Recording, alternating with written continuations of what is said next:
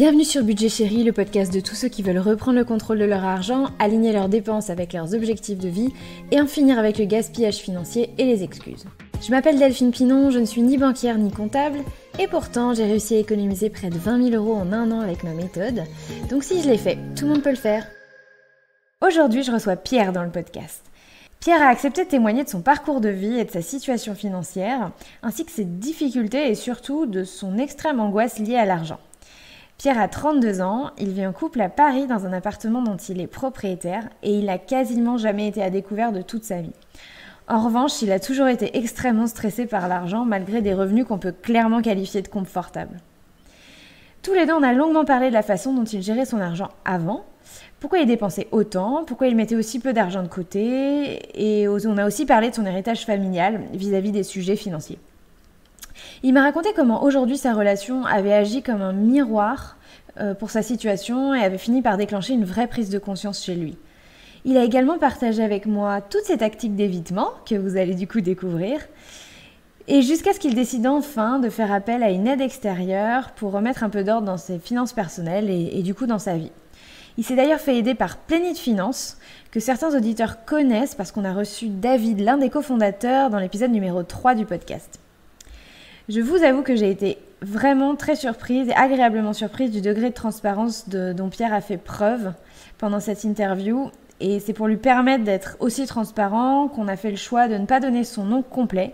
Donc pour nous tous, il restera Pierre. Et enfin, avant de vous laisser pour l'interview, si vous jugez que le podcast est utile, n'hésitez pas à laisser un commentaire 5 étoiles sur Apple Podcast ou sur votre plateforme d'écoute. Ça permet de le faire découvrir à d'autres gens. Sur ce, je vous souhaite une bonne écoute. Bonjour Pierre. Bonjour. Écoute, je suis ravie de te recevoir. Merci d'avoir vraiment accepté de partager ton histoire sans filtre sur le podcast. Je vais commencer par te présenter et puis n'hésite pas à me dire si j'ai fait des boulettes. Donc tu as 32 ans.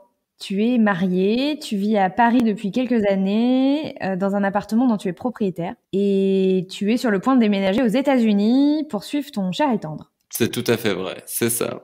Tu es styliste designer dans la mode, avec des revenus qu'on peut clairement qualifier de confortables. Ça, c'est vrai aussi.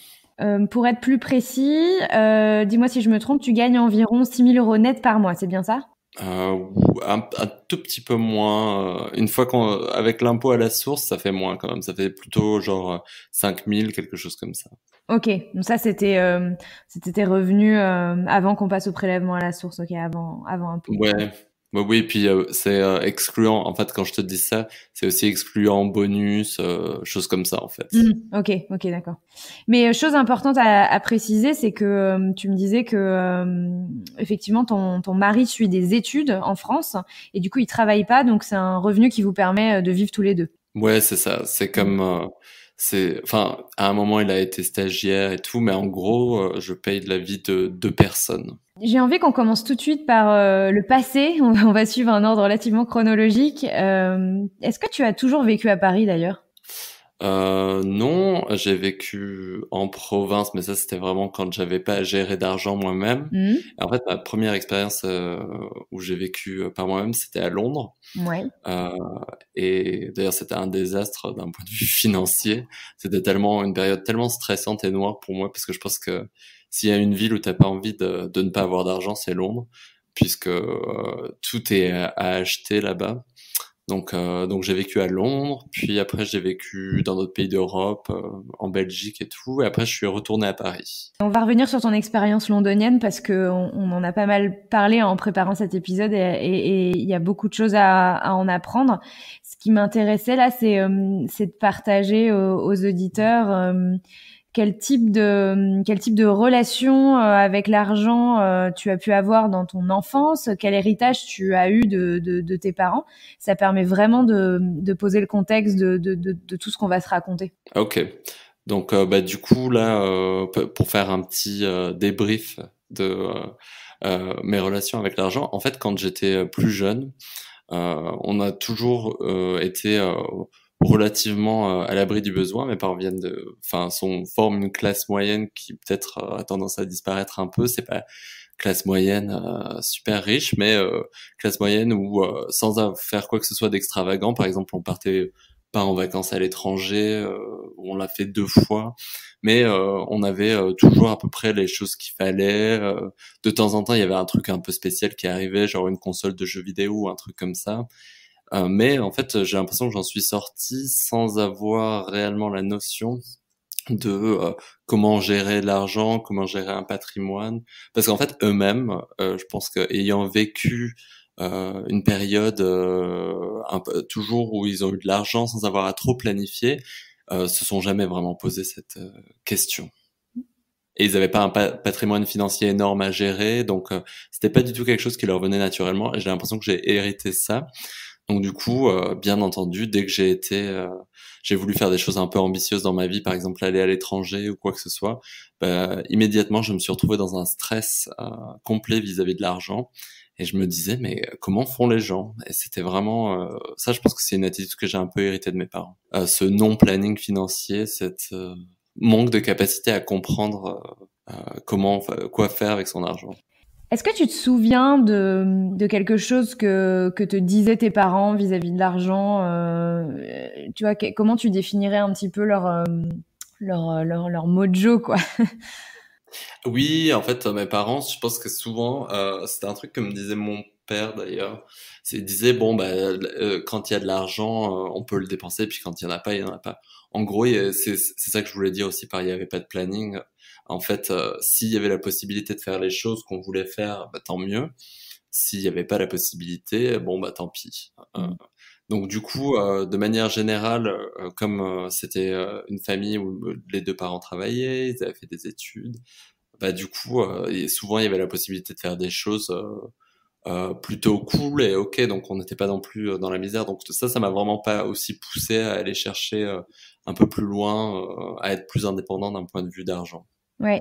Et par contre, donc tu disais assez jeune, t'es parti faire des études à Londres, et là, tu t'es retrouvé face à la réalité et face à tes angoisses, quoi. Ah ouais, complètement. En fait, j'avais toujours envie de partir de France. Je me suis toujours dit, ah ouais, ce serait génial d'aller ailleurs, de vivre une autre aventure et tout. Et donc vraiment, j'ai poussé pour faire ça. Et ça semblait compliqué niveau argent, mais je me suis dit que j'allais prendre un prêt. Enfin, toutes ces choses qui semblent... et c'est écrit partout, tout le monde prend des prêts pour aller faire des choses. Je me suis dit, ça fait partie du jeu, pas de problème. Mes parents m'ont quand même soutenu financièrement un peu et même beaucoup, je pense, au vu de leurs moyens, quoi. Et en fait, du coup, j'ai décidé d'aller à Londres parce que c'était le meilleur endroit pour étudier la mode. C'était le truc de ouf. Il fallait de toute façon parler anglais, donc ça remplissait toutes ces catégories. Et en fait, quand j'y suis arrivé, c'était un peu je me suis rendu compte de l'ampleur des dégâts. C'était complètement fou parce que j'arrivais à rien gérer. J'avais l'impression que l'argent me filait entre les doigts comme de l'eau ou comme du sable. C'était vraiment extrêmement stressant. Et je voyais d'autres gens surtout des Anglais, puisqu'il y avait beaucoup d'Anglais dans les mêmes halls de résidence étudiants où j'étais la première année. Et je me disais, mais comment est-ce qu'ils font Enfin, c'est incroyable, ils ont pas l'air d'être tout le temps stressés au niveau de l'argent. Et je me disais, mais c'est pas possible. Et en fait, je les voyais consommer, je les voyais se payer à boire, aller au resto, des fois s'acheter des fringues de marque. Et moi, dès que j'essayais de faire ça, je sentais que mon budget était immédiatement, genre, complètement détruit ou éteint. Et en plus, je travaillais à mi-temps. Et en fait, au bout d'un moment, je me suis rendu compte que beaucoup d'entre eux avaient des prêts de vie, alors que moi, j'avais pas de prêt de vie. J'avais un prêt pour ce qu'ils appellent les frais de scolarité, mais pas un prêt pour vivre dans tous les jours. Et donc, j'ai été obligé de travailler à mi-temps très rapidement. Mais même avec ça, je tirais complètement le diable par la queue, quoi. C'était vraiment extrêmement stressant et à tous les instants, je me souviens aller plein de fois au distributeur en croisant les doigts, en me disant mais non, mais est-ce que ça va marcher cette fois ou pas? Enfin, le truc qu'on vit en gros, quand on sait pas si on a assez d'argent sur sa carte ou pas. Et à chaque fois, à me sentir tour à tour super énervé envers moi-même, en me disant mais est-ce que tu as dépensé cet argent? Puis envers la banque en me disant mais c'est pas possible, c'est pas moi qui l'ai dépensé. Et en fin de compte, si non seulement la banque n'avait pas fait d'erreur, mais c'était vrai, et en plus j'étais à découvert. Donc ça, c'était au début. C'est intéressant ce que tu dis parce que en fait t'es assez rapidement dans la comparaison avec tous les jeunes qui sont autour de toi et en fait ça ne fait qu'augmenter ton stress quoi. Bah ouais, en fait, c'est la première comparaison que tu fais, surtout parce que tu te dis, est-ce que ces gens viennent de familles beaucoup plus riches que moi? Enfin, comment ça se fait qu'ils y arrivent, pas moi? Moi, je me pose souvent cette question, pas tellement parce que je les envie, mais aussi pour me dire, bah, est-ce qu'il y a une manière différente de faire les trucs qui me permettrait d'être mieux ou quoi que ce soit? Et d'ailleurs, en te posant cette question, finalement, t'as trouvé une réponse, c'est-à-dire, eux, ils pouvaient se le permettre parce que ils avaient pas fait les mêmes prêts que moi. En l'occurrence, ils avaient aussi emprunté de l'argent pour assumer leur train de vie, ce qui était pas ton cas, quoi. Ah ouais, bah, complètement, complètement. Ça a été la réponse au truc, mais en même temps, c'est important de le savoir, et c'est un truc que j'ai toujours eu. J'ai de la chance de ce point de vue-là. J'ai toujours été assez sans réserve à poser des questions aux gens, même si c'est des questions qui les dérangent un peu. Alors des fois, ça met les gens un peu mal à l'aise, mais là, pareil pour ça. Dès que j'ai vu ça, je me suis dit, mais comment est-ce qu'ils font? Et les gens avaient du mal, ils me le disaient à demi-mot et tout. Puis finalement, j'ai bien compris en fait, parce que les prêts, surtout en Angleterre à cette époque-là, ils arrivent à une certaine époque, genre tous les 3 mois. Et tous les 3 mois, tout le monde est bourré tout le temps, fume des cigarettes, porte des nouvelles fringues. Et là, tu sais, bah, ils ont tous eu leur prêt. D'ailleurs, effectivement, et les auditeurs vont s'en rendre compte assez rapidement, mais t'as une sacrée facilité à parler d'argent, et donc en fait, ça a toujours été le cas, et t'as pas du tout de mal à parler d'argent avec les autres, quoi.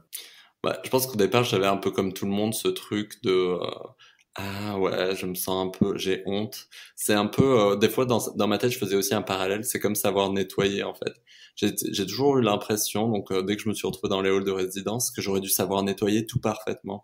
Mais en fait, pour être honnête, j'ai jamais vraiment fait chez moi. C'est ma mère surtout qui s'en occupait. Donc ça, c'est un peu horrible à dire. Mais en gros, du coup, j'ai jamais fait. Donc, n'ayant jamais fait, dans un certain sens, comment est-ce que je pouvais m'attendre à être super bon à ça du premier coup? Ça pouvait pas marcher. Bon, pour nettoyer, c'est moins important. Quand t'as 9 mètres carrés, t'apprends assez vite, puis voilà.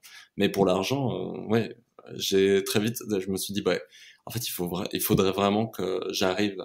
Mais en fait, au départ, ce que j'ai fini par me dire à cette époque-là, c'est qu'il fallait que j'en ai plus d'argent. Ça, pour moi, dans ma tête, c'était un peu ma réponse à tout. Je me disais, bah, une fois que j'aurai plus d'argent, tout ça, ça va s'arranger. Parce que du coup, la question qui me vient, c'est est-ce que à l'époque, vu que t'avais là, quand t'es étudiant, de toute façon, en général, on a un problème de ressources, c'est qu'on gagne pas énormément. Du coup, est-ce que tu estimes que quand même pour l'époque, tu gérais plutôt bien ton argent, ou est-ce que t'avais quand même l'impression déjà de le gaspiller un peu, même, enfin le peu que tu avais quoi? En fait, j'avais pas l'impression de le gaspiller un peu dans le sens où je me rendais absolument pas compte de comment ça partait et où. J'avais juste l'impression que il fallait que j'en trouve Mm. plus à tout prix. Donc c'était mon idée, et puis je me suis toujours dit, bon, bah, de toute façon, c'est pas grave, là je suis étudiant, ça se passe pas très bien, mais après, quand j'aurai un job, tout ça, tous ces problèmes seront derrière moi, je ne veux plus jamais vivre ça, et je ne le vivrai plus jamais. Pour moi, c'était fini après ça, en gros. Et bah du coup, c'est une bonne transition avec ta vie de retour à Paris, puisque bah premier salaire, jeune actif à Paris, et là bah visiblement tu avais une bonne résolution, c'était maintenant que je gagne ma vie, je ne connaîtrai plus jamais ça, et puis tu t'étais mis en tête que la solution à tes problèmes, effectivement, c'était tout simplement de gagner de l'argent quoi. En fait, progressivement, donc j'ai eu de meilleurs et meilleurs revenus. Et au départ, en fait, ma technique numéro 1, ça avait été de me dire, bon, moi, je dépense le moins possible sur certains trucs, genre logement, etc. Mais comme ça, je peux avoir une vie ok sur le reste et tout. Et je me suis dit, je serai jamais à découvert et tout. Et ça, c'est en vrai, ça a vraiment marché. C'est-à-dire que j'étais pas à découvert. Au départ, je bossais en freelance, donc j'avais des revenus un peu irréguliers, mais en même temps, j'avais un contrat à temps partiel qui était en CDI, donc qui me permettait d'avoir beaucoup de stabilité. Je savais que j'avais au moins cette somme-là. Et au départ, ça me semblait génial et tout, mais au bout d'un moment, je me suis vite rendu compte que, en fait, j'avais rien, j'avais aucun argent de côté. En gros, tout ce que je voulais faire, enfin tout ce que je pouvais faire dans le quotidien, c'est-à-dire je me disais ah je vais au restaurant là, bon je le faisais, mais en gros c'est pas comme si je partais en vacances dans des endroits incroyables, c'est pas comme si j'achetais des fringues super, c'est pas comme si j'investissais dans quoi que ce soit, et c'est même pas comme si j'avais vraiment de l'argent de côté. Et surtout là où je m'en suis rendu compte, ça a été Franchement, le grand truc, c'est que donc j'étais dans cet appart, dans une colocation, parce que j'aime bien habiter en colocation, et donc qui me coûtait 500 euros par mois tout compris. Donc peu d'argent quand même. Et moi, je gagnais environ 4 000 ou 5 000 euros par mois. Et donc du coup, même avec ça, j'arrivais à, sans partir en vacances dans des trucs de luxe, sans acheter des fringues de ouf, sans rien, j'arrivais quand même à me retrouver le mois d'après en n'ayant rien mis de côté. Je tombais pas à découvert, j'avais peut-être 300 ou 400 euros qui restaient sur le compte. Mais s'ils étaient sur le compte, bah, le mois d'après, je les aurais sans doute dépensés dans autre chose ou quoi que ce soit. Il y avait rien à long terme, en fait. Ouais, en fait, si on fait le calcul rapidement, 300-400 euros par mois, ça fait 10% d'un salaire qui est effectivement, on peut en convenir, confortable, surtout que tu vivais seul à l'époque et comme tu dis, tu avais un loyer hyper réduit. Ouais. Et en fait, même ce peu d'épargne-là, en fait, tu finissais par le dépenser relativement rapidement parce que jamais ça restait longtemps de côté, quoi. Ah oui, oui. Et quand je dis 300 ou 400 euros, c'était vraiment un mois où c'était passé un truc qui m'empêchait de dépenser. Par exemple, je travaillais très tard au bureau tous les soirs, donc tous mes repas du soir étaient pris en charge, tous mes taxis pour rentrer chez moi étaient pris en charge. Comme je travaillais le soir, je pouvais voir personne, je pouvais pas sortir. Donc du coup, c'était un peu comme une prison payée. Et malgré ça, voilà, je me retrouvais là-dessus. Et puis, non, c'est vrai que j'ai fait un ou deux trucs un peu chers. Par exemple, quand j'obtenais mes primes, qui peuvent aller jusqu'à plusieurs milliers d'euros, par exemple 5, 6, 7, 8. J'aurais, par exemple, pris un tatouage. Après, je me serais dit, ouais, prends un week-end là, un autre week-end là. Pas des gros trucs, parce que dans ma tête, je me disais toujours, non, si t'achètes pas des billets pour aller, je sais pas, à Bali dans un hôtel 5 étoiles, bah dans ce cas-là, ça va, tu seras toujours OK puisque tu gagnes bien ta vie. C'est ça le piège, c'est t'es tombé typiquement dans le piège de je fais plein de petites dépenses en pensant que ça a un effet neutre parce que par ailleurs je gagne bien ma vie et en fait évidemment cumuler plein de petites dépenses finalement ça fait des gros sous à la fin quoi. Ah, complètement, complètement. Et puis, c'est ouais. Mais et malgré tout ça, j'étais quand même méga stressé de regarder mon compte en banque. Est-ce que tu dirais que tu as vécu en fait j'ai l'impression on n'a pas fini d'évoquer ton parcours mais déjà là c'est assez flagrant, tu as une relation hyper émotionnelle à l'argent. Ça a l'air de te provoquer stress, angoisse, t'y penses pas mal et puis surtout des fois tu te culpabilises dès que t'en as, tu le dépenses, dès que t'en as pas c'est un gros manque que tu reçois, c'est hyper émotionnel quoi. Ouais, c'est vraiment émotionnel. Je sais pas pourquoi exactement c'est aussi émotionnel que ça pour moi. Je pense que c'est vraiment embêtant pour moi d'avoir l'impression d'être dans le besoin financièrement parce que d'une certaine manière, je pense que je me sens un peu en danger, comme d'ailleurs beaucoup de monde à mon avis. Si tu te dis que t'as rien sur ton compte en banque, tu te dis bah il peut se passer quelque chose et voilà, mais c'est vrai que j'ai toujours eu ce petit truc émotionnel avec l'argent qui rendait ça donnait toujours un truc dramatique en plus. Tu vois, c'est pas juste un an t'as rien sur ton compte, mais t'es un peu bohème et tu te dis bon bah je suis positif, ça va bien se passer. C'est non j'ai aucun argent sur mon compte. Il faut immédiatement que j'aille déprimer de mon côté. Et pourtant, tu disais tout à l'heure, c'est ça qui est incroyable, c'est que t'étais jamais à découvert, quoi. Parce que ton indicateur de bonne gestion, en fait, c'était tout simplement être dans le vert, pas être à découvert, quoi. Ouais, c'est ça. Et en fait, je pense que dans ma tête, j'avais l'impression de gérer parce que justement, je faisais pas de choses très extravagantes et folles. Donc, dans un sens, je me sentais très safe de ce point de vue-là. Je me disais, bah non, je suis pas quelqu'un de super dépensier. Et je me disais, bah c'est ça de gérer, quoi. En gros, c'est de faire rien de super dépensier. Mais j'étais quand même méga stressé quand je regardais mon compte en banque. Et je me disais toujours, parce que je m'étais bien rendu compte durant mes années à Londres que ce que j'avais l'impression d'avoir dépensé, comparé à ce que j'avais réellement dépensé, euh, bah, c'était jamais tout à fait vrai. Donc c'est quelque chose qui pouvait beaucoup me stresser dès que je pensais que je devais regarder mon compte. Par exemple, ça m'est arrivé pendant 3 jours de ne pas regarder mon compte parce que ça me stressait de regarder mon compte. Et donc, tu avais conscience de cette distorsion entre ce que tu pensais être et la réalité? Bah, pas tellement. Là, j'en parle comme si c'était limpide dans ma tête parce que ça l'est maintenant, et aussi parce que vivre avec une autre personne, ça amène beaucoup de perspectives parce que dans ta tête, tu peux tout à fait rationaliser le fait que tu ne regardes pas ton compte pendant 3 ou 4 jours, même si tu sais que tu devrais le regarder, parce que ça te stresse. Tu te dis non, mais c'est trop compliqué, il faut que je me change les idées, blablabla. Mais quand c'est quelqu'un d'autre et que tu l'as à charge, ça te pousse aussi vachement plus et tu dis je suis super stressé, je crois qu'on a trop dépensé d'argent ce mois-ci. Est-ce que tu as regardé ton compte? Ton mari va te répondre. Et toi, t'es comme ça, genre non. Et il dit bah pourquoi? Et toi, tu dis oui, pourquoi? Et bah voilà, pour pas de raison.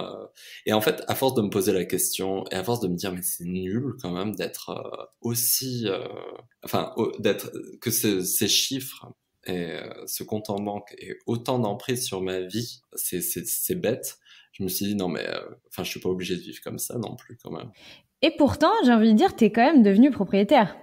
Ouais, et c'est drôle, hein. Moi, je me suis souvent posé la question après l'avoir fait de pourquoi je l'ai fait.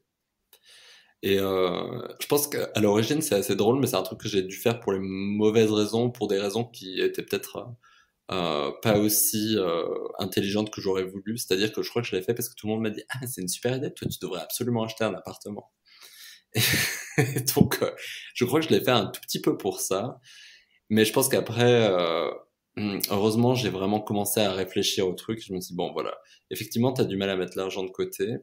Peut-être que ce serait intéressant, justement, de trouver un plan réel, concret, qui t'aide à canaliser ce que toi tu gagnes et à le mettre dans une forme qui peut être tangible pour le futur. Si dans ma tête c'est très difficile d'imaginer l'intérêt de mettre de l'argent sur des comptes, des trucs avec des intérêts et tout, bah là au moins je sais ce que c'est. Et du coup, je pense que ça a été aussi un premier pas qui m'a forcé à beaucoup plus me structurer, à me confronter aux chiffres. En fait, devenir propriétaire, c'était une manière pour toi d'avoir de l'épargne forcée, quoi. Tu Exactement. aurais pas mis l'équivalent de cette somme-là sur un compte à côté, à le regarder,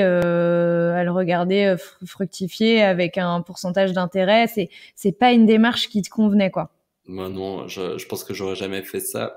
Mais aussi parce que je pense que donc mes parents ont jamais eu cette démarche-là. C'est-à-dire qu'ils m'ont jamais dit aussi. Je leur en veux pas du tout. Hein. J'ai pas envie de dire ça et que ça donne l'impression que je dis que mes parents n'ont pas bien fait leur job et tout. Je pense qu'ils ont été incroyables sur beaucoup de points de vue, mais ça a jamais été un sujet de discussion. Donc du coup, on avait très peu d'informations, moi d'ailleurs et mes sœurs. Et je pense que si je m'étais pas forcé à faire ça, euh, j'aurais pas eu nécessairement autant de prise de conscience au niveau de l'argent. Jusqu'à présent, et tu l'as dit toi-même, en fait, aujourd'hui, bon, déjà, t'as pas le même recul sur ta situation que t'avais à l'époque. Mais à quel moment t'as eu cette prise de conscience? Tu t'es rendu compte que c'était pas une situation qui pouvait durer.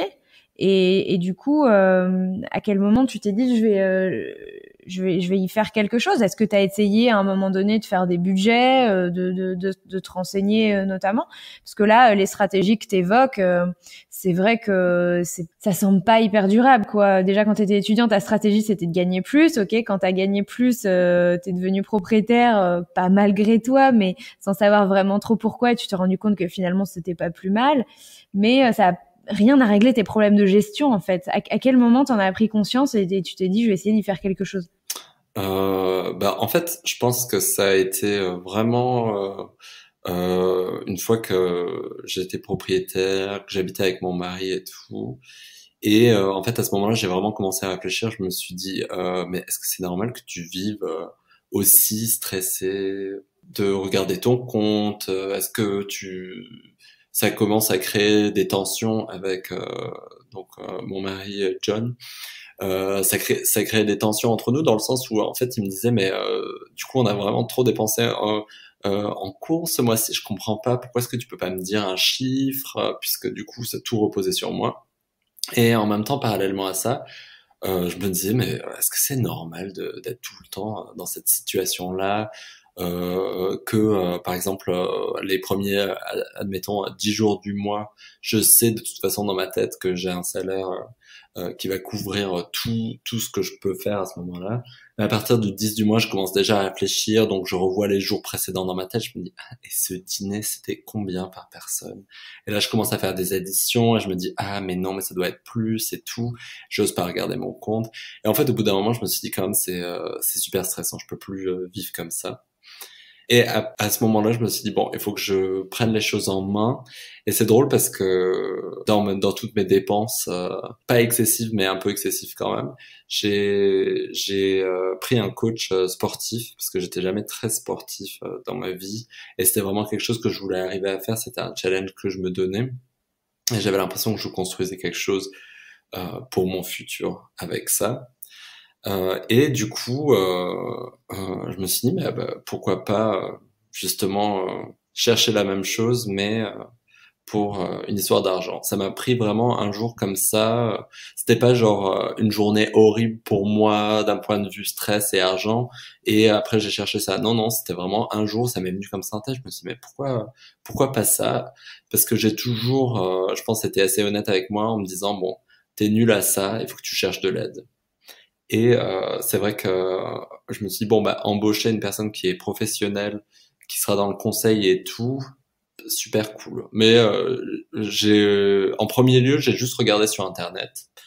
Et après ça, j'ai trouvé plusieurs sites, dont celui bah, de l'organisme Plénitude Finance. Ouais. Et après, j'ai un peu réfléchi et je les ai contactés directement. C'est intéressant le parallèle que tu fais avec le coaching sportif. Donc en fait, ce que tu dis, dis-moi si j'ai mal compris, c'est que à un moment donné dans ta vie, t'as pris un coach sportif parce que t'avais l'impression déjà d'investir dans ton avenir en fait, que c'était un vrai investissement parce que visiblement la somme, tu l'as décrit quand même comme une somme qui est pas neutre, quoi. C'est-à-dire que c'était pas un coup de folie dans le sens où pour toi c'était un investissement, mais ça restait quand même une somme qui était pas neutre, quoi. On n'était plus dans le petit week-end, quoi. Ah non, c'était pas neutre. C'était genre 60 € de l'heure, un truc comme ça. Ce qui paraît beaucoup, mais si tu y penses d'une certaine manière, bon, déjà c'est un truc que tu peux en enlever une partie de tes impôts, donc c'est moins. Mais aussi, c'était quand même un truc conséquent. Après, je me suis toujours dit que si on voulait vraiment faire quelque chose, c'est vrai qu'il fallait s'en donner les moyens. Alors des fois, ça veut dire dépenser un peu plus d'argent. Et typiquement, comme je travaille dans l'industrie du luxe, je me dis toujours, alors c'est pas toujours vrai, hein, mais des fois, si tu veux vraiment quelque chose de bonne qualité, des fois, il faut pouvoir payer plus. Et du coup, donc ça te prend comme ça du jour au lendemain. Tu fais des recherches, tu tombes sur Plénitude Finance. L'idée de tu fais vite la comparaison avec le coaching sportif qui t'avait aidé et tu dis ok bah je vais faire la même chose, je vais pas rester sur mes acquis ils me servent à rien dans cette situation, faut que je me fasse aider par un pro, quoi. Ouais, bah en gros je me disais dans ma tête j'ai pas d'acquis. C'était un peu pareil que le sport vraiment parce que mes parents sont pas du tout sportifs, surtout mon père déteste le sport, activement contre. Donc du coup c'est assez drôle puisqu'ils m'ont véhiculé ces deux attitudes là. Et en fait, avec le coaching sportif, ce qui était intéressant, c'est que je me suis rendu compte que je connaissais rien, mais que je pouvais tout apprendre et que c'était assez satisfaisant. Et du coup, quand j'ai vu ça sur Internet, j'ai lu quelques avis, et je me suis dit bon, alors certes, c'est encore un montant, mais je me suis dit bon, de toute façon, en vrai, je travaille beaucoup mieux quand j'ai quelqu'un en face de moi qui m'explique. Comment faire les choses et tout. Et donc quelqu'un en face de moi, ça peut vouloir dire aussi quelqu'un au téléphone, quoi. Mais en gros, un seul interlocuteur et une personne qui me dédie son temps. On a reçu un Plénitude Finance, David, dans un podcast précédent. On n'a pas d'ailleurs eu le temps d'évoquer comment concrètement se passait un coaching. Bah, tu vas pouvoir répondre à cette question. Comment ça s'est passé de la première prise de contact à... Donc c'était à distance, si je comprends bien, c'est ce que tu disais. Ouais, c'est à quelle fréquence et qu'est-ce qui se passait concrètement dans l'accompagnement que tu avais, quoi. En fait, ce qui est pas mal, c'est que en premier lieu, tu as une sorte de rendez-vous préliminaire que tu prends avec eux. Je me souviens pas si c'est gratuit ou pas gratuit, mais en tout cas c'est moins cher qu'une séance réelle. Où tu as une personne que d'ailleurs j'avais trouvé très sympa, très relax, pas du tout dans le jugement et tout, qui m'avait demandé, qui m'avait posé plusieurs types de questions sur ma situation financière. Vraiment quelqu'un à qui, en plus avec une voix vraiment relaxe, à qui tu aurais envie de dire des secrets, mais que tu sais qu'elle ne jugerait pas. Et donc ça avait mis les bases au départ. Elle m'avait dit pourquoi vous voulez faire ça et tout. Et en gros, elle avait pris des infos sur moi. Puis après, elle m'a dit bon voilà, je vais vous connecter avec ce coach. Et je vous explique les différents plans. Donc du coup, en premier lieu, on se rencontrait avec la coach une fois par semaine. En gros, c'est sur un mois. Donc tu fais un budget au début du mois avec une coach durant une session plus longue. Et si tu as fait le mois précédent, bah tu fais aussi tout un bilan du mois précédent. Donc la première séance qui est aussi la dernière du mois précédent, mais la première du mois d'après, elle dure 2 heures. Et dedans, tu vas faire tout un bilan du mois précédent et tu vas faire tout un budget du mois suivant. Ce qui est intéressant, c'est que ton budget du mois à venir, tu vas vraiment essayer de déterminer toutes tes dépenses et tout. Donc ça, c'est assez long. Au départ, c'est horrible puisque tu te dis, bah, je vais vraiment dépenser autant d'argent dans de la nourriture. Oui, tu vas le dépenser. Sans doute d'ailleurs plus que ce que tu penses au départ.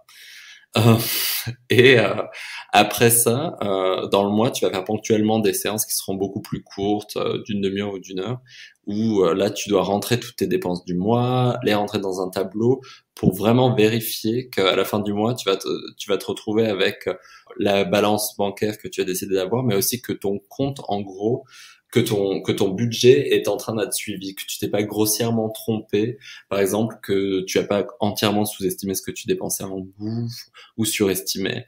Et ça c'est intéressant parce que c'est un vecteur de sérénité mentale, parce qu'au fur et à mesure du mois, tu te rends compte en fait que tes dépenses ne vont pas être hors de contrôle, tu as le contrôle sur ce que tu dépenses et c'est pas des chiffres qui vont soudainement apparaître dans ton compte en banque lorsque tu regarderas ta prochaine connexion, à part si tu t'es fait pirater ta carte. Et oui, et donc à la fin du mois, en fait, tu regardes tout ça avec le coach et c'est vraiment intéressant parce que je trouve que les coachs sont sans jugement aucun sur la manière dont tu dépenses, la manière dont tu fais tes dépenses.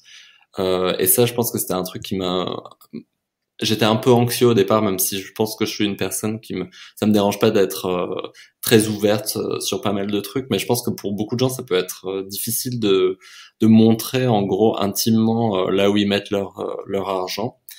Et à la fin du mois, en fait, tu regardes toutes les catégories que tu as suivies, et en gros, tu regardes si ton budget de départ, est-ce que tu avais vraiment bien pensé ton mois, est-ce que tu arrives à comprendre ce que tu dépenses, est-ce que tu arrives à anticiper.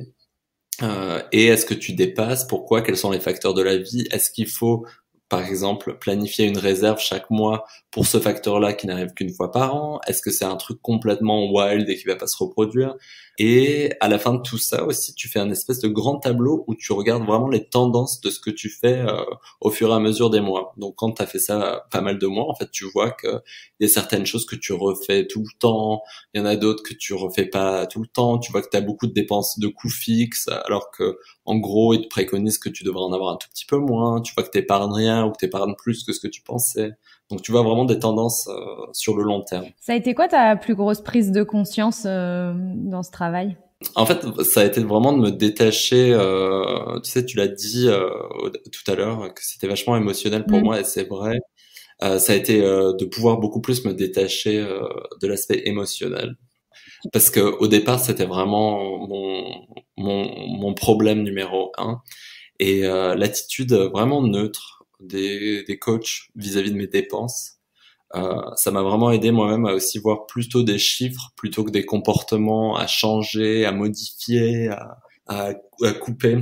C'est intéressant donc c'est d'ailleurs assez singulier. Donc en tout cas le coach là visiblement t'a aidé à être observateur en fait de ta propre situation, à enlever toute forme, enfin enlever au moins une partie du jugement et du coup tu as pu regarder ta situation de manière plus factuelle et du coup ça t'a enlevé aussi la peur de tout ce qui allait venir après quoi. Parce que souvent quand on aimerait changer ses habitudes ou ses comportements vis-à-vis de l'argent, on pense tout de suite à tout ce qu'il va falloir faire, tout ce qu'il va falloir changer, la peur de renoncer aux choses, la peur de se priver, comme si on pensait déjà 5 étapes plus trop loin quoi. Et donc toi, en fait, la première étape, ça a été de prendre du recul, d'enlever un peu le côté émotionnel et visiblement, enfin, j'imagine que ça a eu peut-être un impact positif sur le reste. Ça t'a permis d'aborder ce travail plus sereinement, quoi. Ouais, parce qu'en fait, ce qui s'est passé, c'est que donc au départ, je m'étais un peu dit, J'avais lu les témoignages sur leur site et j'avais aussi lu, donc quand j'avais fait ma recherche sur ces histoires de gestion financière, coach financier et tout, euh, j'avais lu qu'en fait un truc important c'était justement de regarder les chiffres, de pas se juger, et d'y penser d'une manière un peu plus distante, un peu plus objective. Et donc je me suis donné au départ comme but juste d'observer le processus, d'apprendre à voir sous ce que je dépensais, de pas essayer d'influencer trop les choses dans un premier temps, juste pour arriver à comprendre pourquoi j'en étais là, comment ça se passait pour moi, ce genre de choses. Et donc ça c'était vraiment dans un premier temps et ça a duré plusieurs mois en fait, Mm. hein, je pense même 2 ou 3 mois. Et après ça, j'ai commencé à vouloir un tout petit peu plus activement modifier la manière dont je budgétais les choses, faire des choix qui avaient une sorte de conséquence sur plusieurs mois, voire plusieurs années, être un tout petit peu plus ambitieux dans mes buts, au lieu de se dire, bon, bah, j'essaie de dépenser 350 euros en course ce mois-ci, de se dire, ah ouais, là, il faudrait que je mette ça de côté, donc est-ce que j'enlève un peu de ça? Est-ce qu'il pourrait y avoir un peu plus de ça? Est-ce que je peux trouver un truc à côté de mon boulot qui pourrait me faire rentrer ce montant d'argent? Donc du coup, tu deviens un tout petit peu plus adepte à essayer des choses et au lieu d'être un passager passif de tout ce qui est négatif dans ton comportement vis-à-vis de l'argent, tu deviens un acteur en fait des choses que tu peux faire avec et des choses que tu peux faire avec cet outil de budget. Et là, c'est vraiment beaucoup plus intéressant, assez excitant presque un peu parce que ça fait un peu comme un jeu. Ouais, d'ailleurs, ce que j'allais dire, on le sent dans ce que tu dis, tu t'es pris au jeu, t'as réussi à transformer l'essai, entre guillemets, c'est-à-dire, bah, y prendre du plaisir, à trouver une forme de facilité à faire ça. Oui, en fait, au départ, non, parce que c'est quand même des tableaux un peu lourds à Mm. remplir. Il faut arriver à comprendre le jargon. Même si tu as un coach pour t'aider, enfin, tu dois faire du travail toi-même, quoi. Tu as une certaine discipline à avoir. Il faut que tu remplisses les tableaux, il faut que tu remplisses les trucs. À la fin du mois, il faut que tu fasses ton bilan. Des fois, tu vois, tu as envie d'aller boire un verre ou de sortir prendre un brunch plutôt que de faire ça. Mais en vrai, tu peux t'assurer plus de sérénité en faisant ça après. Et puis au moins, tu sais combien tu peux dépenser pour le brunch. Et c'est amusant parce que justement, ça m'a fait vraiment prendre conscience de l'intérêt, de la valeur vraiment financière des choses vis-à-vis de ce que ça m'apportait à moi d'un point de vue personnel. C'est-à-dire, j'allais tout le temps prendre des verres ou dîner dans des restos pas trop chers, 20, 25 euros, un truc comme ça, ce qui est pas excessif pour Ouais. Paris, mais qui est quand même un peu cher. Et en fait, je le faisais vraiment, pour moi, c'était sans conséquence dans ma tête. Et c'est amusant parce que à partir du moment où j'ai commencé à me rendre compte du truc, je me suis dit, attends, je vais me refaire un autre truc à 25 euros avec telle personne que j'ai déjà vue X fois, machin, alors qu'on pourrait aller chez moi, prendre un verre avec une bouteille achetée là et tout. Et j'ai commencé à y réfléchir.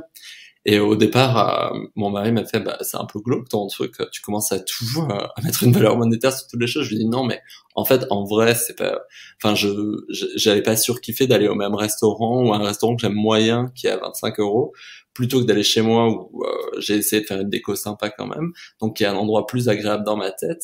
Et on va partager une bouteille à 7 euros et en même temps, peut-être que ce sera même plus sympa. Et donc j'ai commencé à réfléchir un peu plus, à mettre mes choix de vie dans ce contexte-là aussi. Je sais que on en avait parlé avec David. Une première chose que tu fais avec le coach, c'est définir des objectifs, alors chiffrés, mais aussi pas que, c'est-à-dire bah, où est-ce que tu veux en être, quel projet tu veux réaliser. Toi, t'avais des objectifs quand t'as commencé l'accompagnement, t'avais des idées de ces choses-là ou c'est juste sortir de la situation dans laquelle t'étais. Ouais, non, je crois pas que j'avais d'objectif particulièrement. En fait, je savais, je me disais, bon, vu mes revenus, je devrais être capable d'avoir de l'argent de côté à un moment dans ma vie. Euh, une somme qui est pas négligeable, je devrais pouvoir le faire. Mais en vrai, j'étais pas. Quand je suis venu, c'est comme je t'ai dit, j'étais un peu.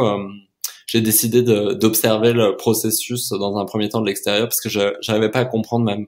Je pense que j'étais tellement loin de cette méthode ou d'aucune méthode d'ailleurs d'un point de vue argent que j'aurais eu du mal à me projeter. Mm. J'aurais même pas pu savoir si quelque chose m'intéressait ou pas. J'avais aucune idée, quoi. Qu'est-ce que ça t'as été accompagné pendant presque un an, je crois, hein, si je me trompe pas. Ouais. Ouais. Du coup, c'est quoi le résultat final? Qu'est-ce que ça t'a apporté, j'ai envie de dire, à la fois financièrement, c'est-à-dire concrètement les résultats. Combien est-ce que Mhm. tu as tenu tes objectifs à toi? Combien du coup t'as réussi à mettre d'argent de côté? Et surtout, bah, qu'est-ce que ça t'a amené en termes de sérénité, quoi, parce que c'était un vrai problème avant. Alors, bah, du coup, déjà je vais commencer par la sérénité parce que c'est le plus simple à chiffrer. Je suis beaucoup plus serein sur des points, sur tous les points de vue d'argent. Je vais pas changer entièrement, je vais pas devenir une autre personne intégralement. Je serai toujours un peu anxieux sur les histoires d'argent, mais il faut penser que par exemple, durant toute cette période, j'ai dû refaire intégralement mon appartement qui a été presque détruit, et donc du coup, il y a eu un moment où il y a des sommes folles qui sortaient de mon compte, genre 15 000 euros. 12 000 euros, enfin des trucs fous. Donc déjà rien que ça, j'ai pu faire face à ça de manière beaucoup plus sereine parce que j'étais Ouais. accompagné et aussi parce que soudainement j'avais une méthode. Donc ça c'était incroyable. Je suis passé d'un peut-être 2 en sérénité financière à je pense que à un 8. C'est une notation que te propose Plénitude Finance, non? À chaque démarrage de session, de noter un peu comment tu te sens, non? À la fin du mois, en fait, tu Ouais, notes ok. ça. Parce que tu vois, vis-à-vis de tes objectifs et tout, enfin, une fois que tu as fait toute l'analyse, là, tu dis.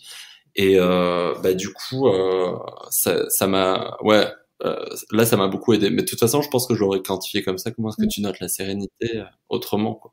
C'est difficile. Et après, d'un point de vue financier, il y a eu vraiment des gros changements. Bah, du coup, je pense que je suis arrivé, j'avais peut-être 10 000 euros d'économie.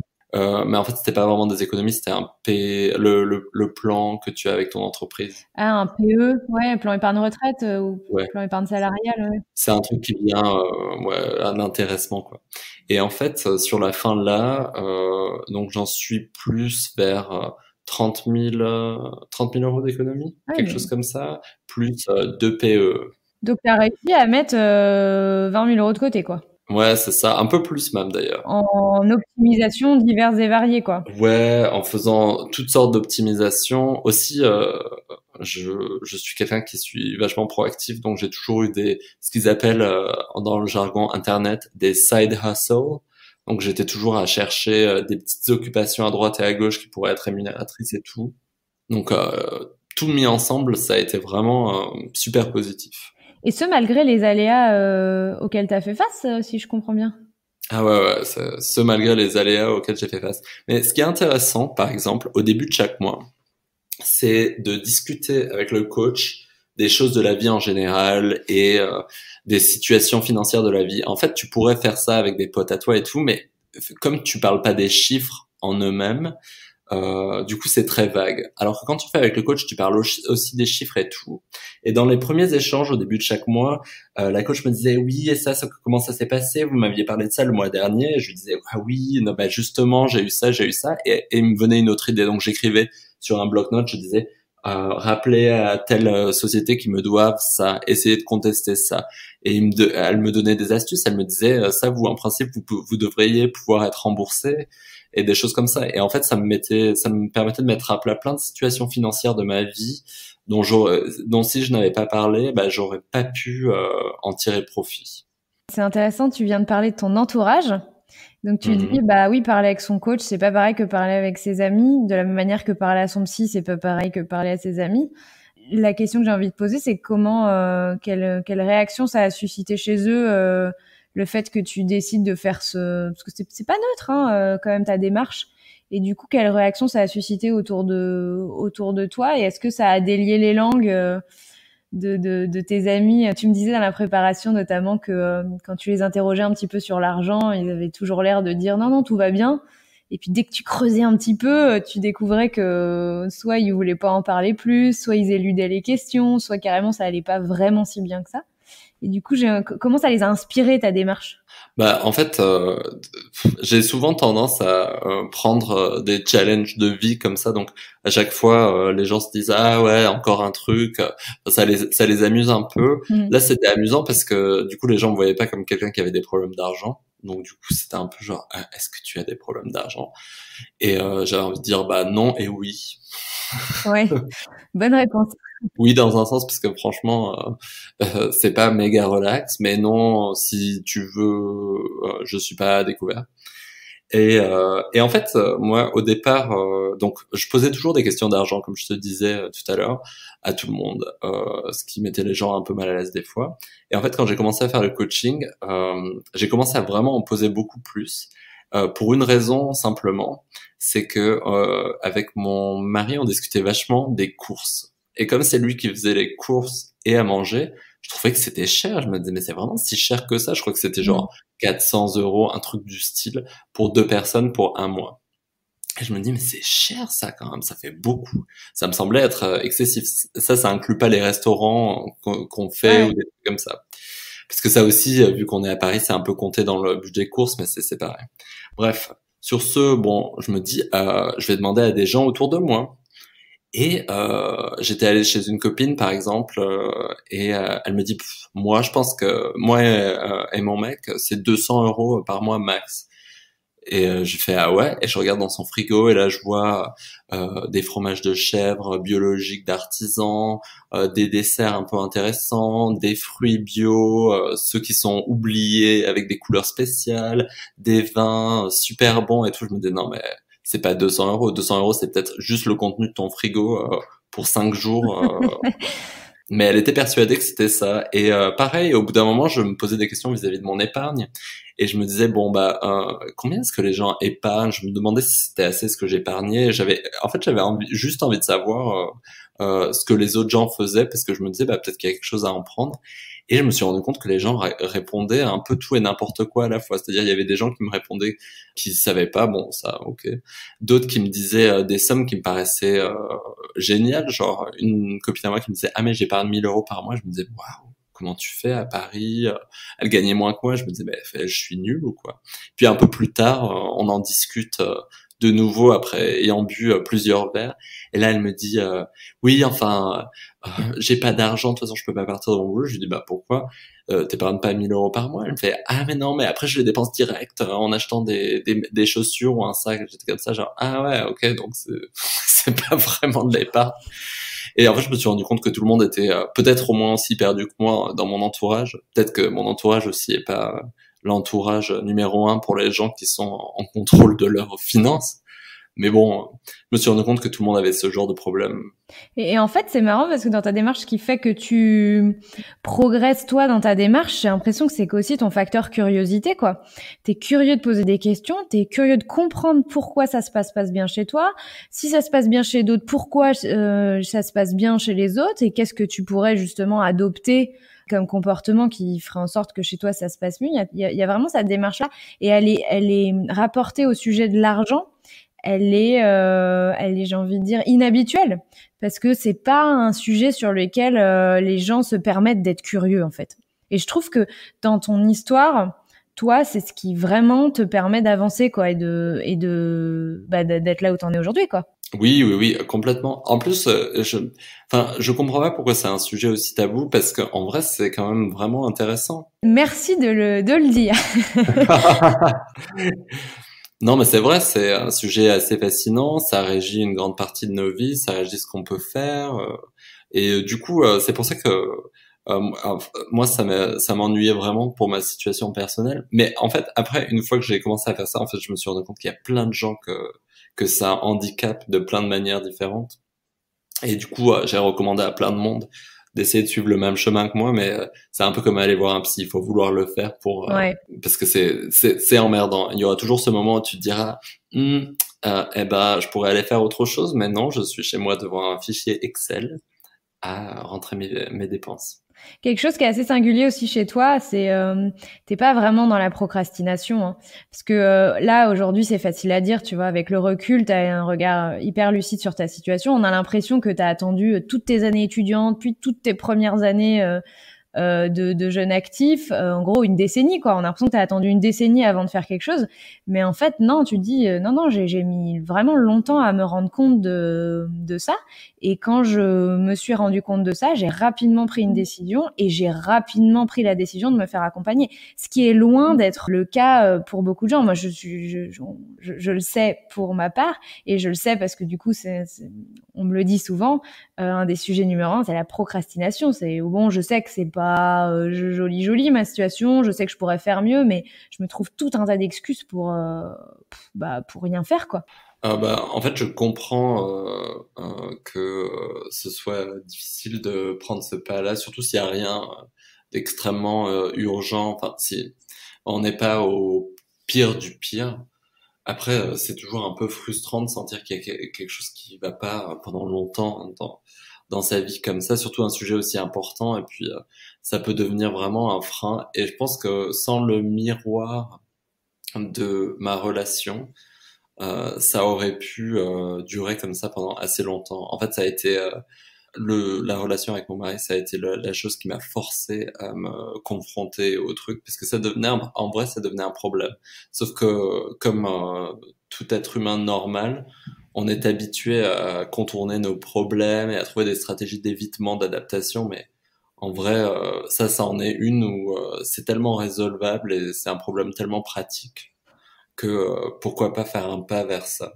Et la bonne nouvelle, c'est que t'as pas mal réagi au fait que finalement ton mari te confronte dans la bienveillance, mais mine de rien, ces questions te renvoyaient à ta situation. Donc d'une certaine manière, c'était confrontant quoi. Et visiblement, tu t'arrivais à le prendre avec le recul nécessaire et ne pas rentrer dans des disputes de couple à cause de l'argent, parce que ça existe. Malheureusement, je rigole, mais c'est assez courant en vrai.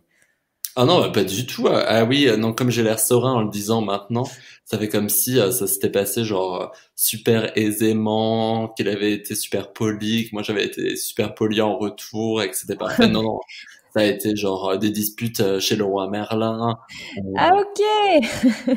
un truc devant le restaurant, à être comme ça, à dire mais non, mais c'est trop cher, je crois qu'on a dépensé trop. Bah, on a dépensé combien? Bah, je sais pas, mais je pense que c'est trop de toute façon. Mais c'est horrible, ça me stresse, bah, moi aussi ça me stresse, ce genre de truc. Non, non. C'était vraiment des vrais trucs. Après, je pense que on a cette chance que lui, il déteste crier, vraiment se disputer. Moi, je pense que je peux redescendre assez vite. Donc, du coup, ces mots ont beaucoup plus d'effet que si on avait une vraie dispute où chacun s'énerve l'un avec l'autre. Et il est très pédagogue aussi, donc c'est super pratique pour ce genre de truc. Bon, effectivement, j'avoue que j'ai cru que tout s'était passé comme sur des roulettes, mais tu fais bien de rappeler que la réalité, c'est que oui, on s'engueule quand même sur des sujets d'argent, mais mine de rien, effectivement, tu dis, ça a été ton premier déclencheur, ça a été ton premier miroir, et c'est ça qui t'a amené vers trouver des solutions. Ouais, et puis en plus, en vrai, ça m'a fait grandir d'un point de vue personnel sur pas mal de trucs de faire ça, parce que bon, je me suis dit, en vrai, ça fait partie des choses qui sont très très résolvables. C'est un peu comme conduire ou quelque chose comme ça. Ce sont des choses que tout le monde doit faire, qui sont à la portée de tout le monde. Elles sont résolvables. Et à côté de ça, l'argent, c'est un de ces trucs où soudainement, on n'a pas d'éducation pour. Avant, ils faisaient des cours d'économie et des cours de comment ça s'appelle, de cuisine à l'école. Bon, c'était nul parce que c'était séparé filles-garçons. Mais en vrai, je pense que ce seraient des choses qui seraient très intéressantes à donner à des personnes jeunes. Tout le monde bénéficierait d'avoir une compréhension de l'argent, d'avoir une compréhension d'un budget, et ça aiderait tout le monde sur le long terme, la société en général. Faut pas trop me chauffer sur le sujet de l'éducation financière. Non, évidemment, mais je suis complètement d'accord avec toi. Il y a un vrai déficit.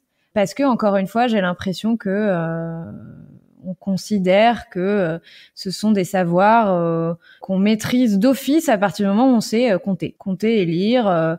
Forcément, on doit savoir gérer son argent. Et peut-être que c'est parce que on se trompe d'objectif et que gérer son argent, c'est pas juste ne pas être à découvert, c'est pas juste dépenser moins que ce qu'on gagne. C'est plus compliqué que ça, et tu t'en es l'illustration parfaite. On va pas refaire un deuxième. On n'est pas reparti pour 1 heure sur le sujet de l'éducation financière. C'est probablement un sujet que j'aurais envie de traiter dans un podcast à part. Mais écoute, je vais te poser la dernière question du podcast. Je l'ai posée à David et j'aimerais en faire un rituel avec tous mes invités.